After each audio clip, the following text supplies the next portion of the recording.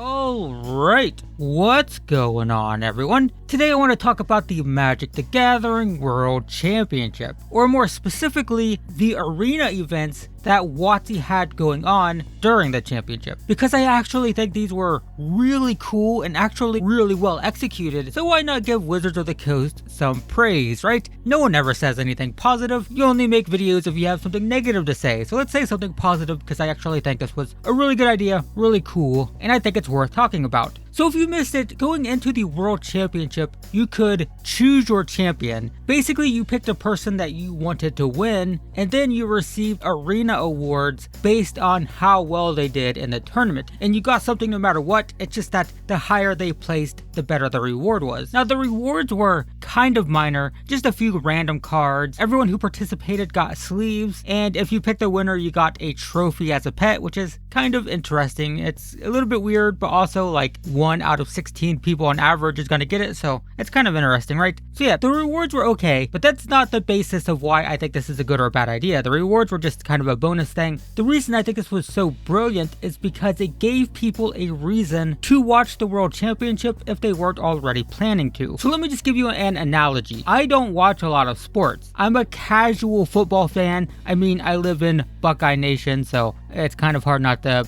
at least casually watch college football, but I'm not like a big sports fanatic really. But if I see like a weird sport being played on ESPN or something, I might flip over and watch it for a few minutes out of curiosity, but I get bored fast, right? Like I'm not invested in some like tabletop tennis tournament or something. It's not really that interesting to me. I might see it being streamed or something and I might watch it for a couple of minutes and be like, interesting, and then I move on. However, during the Olympics, I become kind of a fan of sports. It's really weird. Like I'll watch Olympics for like 2 weeks and I can watch the most mundane sport imaginable. It doesn't matter what the sport is, I can watch it and enjoy it. And the reason for that is because I have someone to cheer for, right? You have someone that you want to win, and that makes all the difference. When you have some sort of stake in the game, then you get more emotionally invested. And that's exactly what this event did. Obviously, it doesn't matter if you were already going to watch the championship. If you're already a fan of competitive Magic, if you already watch Pro Tours and GPs and stuff, when there is GP coverage, but if you already watch tournaments and stuff, then it probably doesn't make that much of a difference. But if you're a casual player, or if you're just not invested in competitive Magic at all, it gave people like that a reason to want a specific player to win. I mean, they might pick someone completely blind, not having any idea who they are, but they'll pick someone regardless, because why not? You know, you have some rewards, you have a random chance to potentially win stuff. Those rewards were small, but once people picked a champion, they suddenly became much more interested in watching that player play the game. And I would bet, and I don't have any numbers to back this up, but I would bet that more casual players and more people who aren't usually interested in competitive Magic, I would bet more of them watch the World Championship just to watch their champion play. And that's why I think this was such a good idea, is because it was a low effort, sort of like low investment thing to do on Wizards of the Coast part, but it made more people want to watch the tournament. So it was fantastic. It was well planned, well thought out. I thought it was great. So there you go, Wizards of the Coast. I said something positive. Now, for the negative thing that completely ruined... No, I'm kidding. Everything was fine. Actually, there is another aspect of the World Championship that was amazingly well thought out, and I thought it was a pretty good idea, and that was the free-to-play event on Arena. It's what you've been seeing this whole time on screen. Basically, during the World Championship, there was a no entry fee event where you could pick a champion and literally play their deck card for card against the other World Championship decks. And this was really fun. It was amazing. And once again, the rewards weren't anything crazy, but it was a free event, so, you know, whatever with the rewards. And the reason it was so cool was because it gave people a chance to try the top tier competitive decks. It's like when kids go out in their backyard and pretend to be their favorite sports hero. Basically, people could pick their champion and literally play their deck against the other World Championship decks. So they were kind of reenacting being in the World Championship. It gave casual players a taste of what it's like to play competitive Magic. And obviously, it's not totally accurate. You aren't playing against actual world champions. You're playing best of one, so no sideboarding, you know, stuff like that. It's not a perfect representation of playing competitive Magic, but they got a feel for piloting a tier 1 deck against other tier 1 decks. So if people only play jank or only play casual decks, they got to have their hands on a powerful deck. And that's why I liked it. I like this for the same reason that I really like challenger decks. It puts powerful cards and powerful decks in the hands of people who might not normally try them, which is great. It also allowed people to familiarize themselves with the decks while they were watching the World Championship. If someone was a casual player and they don't follow the competitive metagame and they just don't care about competitive Magic, but they picked a champion, so they were probably more likely to watch the World Championship, but they might not know, exactly how the decks work because maybe they just don't pay attention to, again, tier 1 competitive decks or whatever. This put them right in the middle of it and allowed them to learn the decks because not only were they playing with them, but they were playing against them. So it only took a few games, kind of, to get an idea of, what all the decks were. Generally speaking, it allowed people to experience tier 1 competitive decks firsthand. Yeah, it's nice that people who might not normally get to experience competitive Magic got a chance to in a kind of controlled environment or whatever. So I think the whole thing was just great. I'm sure people have complaints because people always do, but I do feel like WotC did a great job of making average, everyday players like us feel involved with the World Championship. And even for me, for example, like I always like following competitive Magic. I like watching major tournaments. I wish GP coverage was more consistent. I like that. I like watching competitive players play. And even I,